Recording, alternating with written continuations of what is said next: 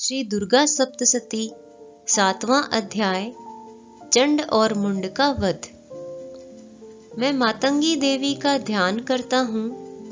वे रत्न में सिंहासन पर बैठकर पढ़ते हुए तोते का मधुर शब्द सुन रही हैं। उनके शरीर का वर्ण श्याम है।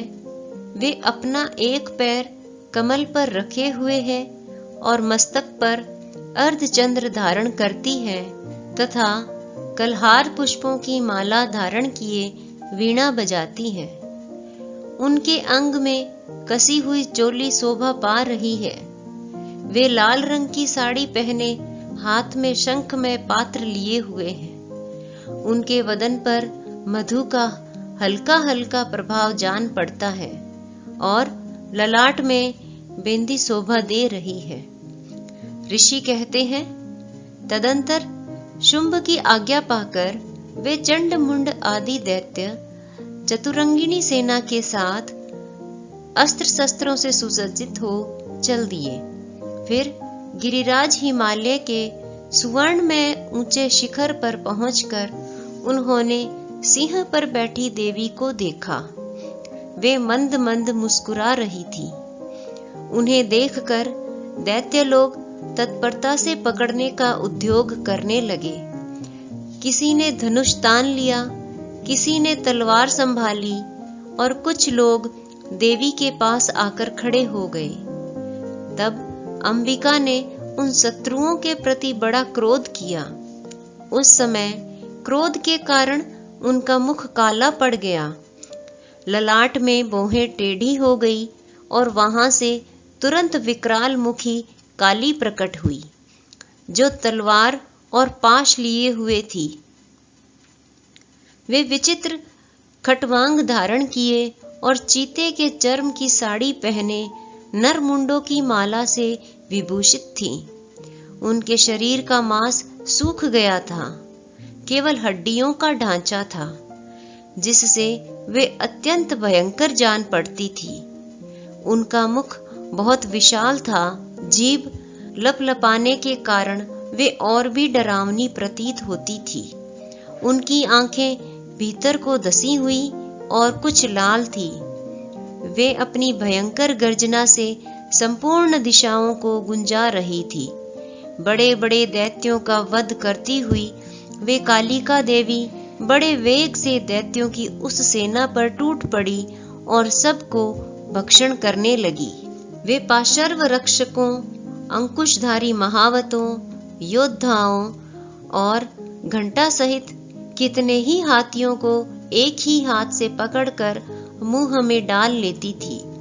इसी प्रकार घोड़े, रथ और सारथी के साथ रथी सैनिकों को मुंह में डालकर वे उन्हें बड़े भयानक रूप से चबा डालती थी। किसी के बाल पकड़ लेती, किसी का गला दबा देती, किसी को पैरों से कुचल डालती और किसी को छाती के धक्के से गिराकर मार डालती थी। वे असुरों के छोड़े हुए बड़े बड़े अस्त्र शस्त्र मुंह से पकड़ लेती और रोष में भरकर उनको दांतों से पीस डालती थी। काली ने बलवान एवं दुरात्मा दैत्यों की वह सारी सेना रौंद डाली, खा डाली और कितनों को मार भगाया। कोई तलवार के घाट उतारे गए, कोई खटवांग से पीटे गए और कितने ही असुर दांतों के अग्रभाग से कुचले जाकर मृत्यु को प्राप्त हुए।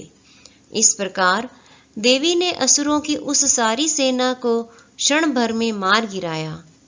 यह देख चंड उन अत्यंत भयानक काली देवी की ओर दौड़ा तथा महादैत्य मुंड ने भी अत्यंत भयंकर बाणों की वर्षा से तथा हजारों बार चलाए हुए चक्रों से उन भयानक नेत्रों वाली देवी को आच्छादित कर दिया। वे अनेकों चक्र देवी के मुख में समाते हुए ऐसे जान पड़े मानो सूर्य के बहुतेरे मंडल बादलों के उदर में प्रवेश कर रहे हों। तब भयंकर गर्जना करने वाली काली ने अत्यंत रोष में भरकर विकट अट्टहास किया।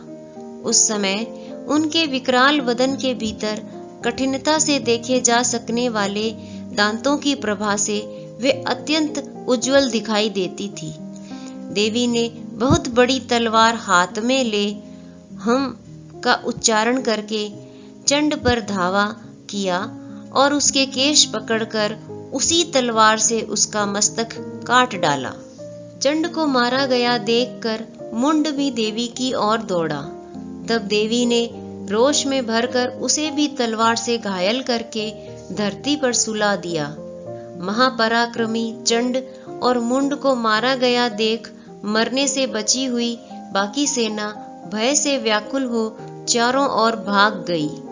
तदंतर काली ने चंड और मुंड का मस्तक हाथ में ले चंडिका के पास जाकर प्रचंड अट्टहास करते हुए कहा, देवी, मैंने चंड और मुंड इन दो महापशुओं को तुम्हें भेंट किया है। अब युद्ध यज्ञ में तुम शुंभ और निशुंभ का स्वयं ही वध करना।